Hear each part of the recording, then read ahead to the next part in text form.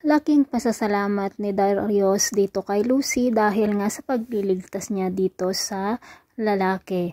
Ngunit hindi naman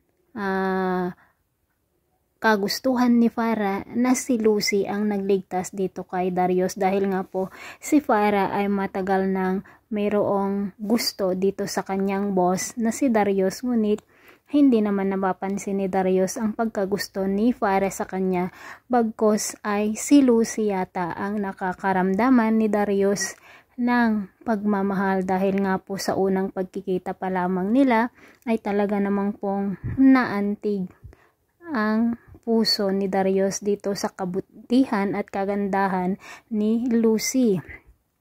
At dito na nga po, habang nasa flower shop o nandoon sa mga nagtitinda sa pwesto nila Lucy, pinuntahan ni Darius itong si Lucy upang sa ganon nga ay kumustahin. Ngunit nakita naman ni Farah itong si Darius kung kaya't ang laki ng pagsaselos niya dito kay Lucy. Si Farah ay pinsan ni Lucy, ngunit itong si Farah ay masama ang kanyang pag-uugali dahil nga ipinagkakaila niya, nakilala niya itong si Lucy. Samantala, dito na nga po, habang nag-uusap sina Joyce na kaibigan ni Lucy, nagtataka daw si Lucy kung bakit matanda na daw si Darius ay wala pa siyang asawa.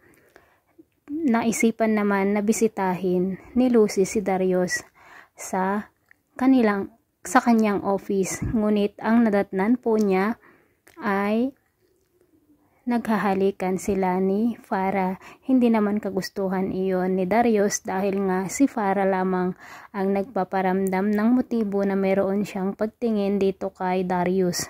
At sinabi ni Farah sa kanyang sarili na hindi dapat si Lucy ang mamahalin ni Darius kundi siya.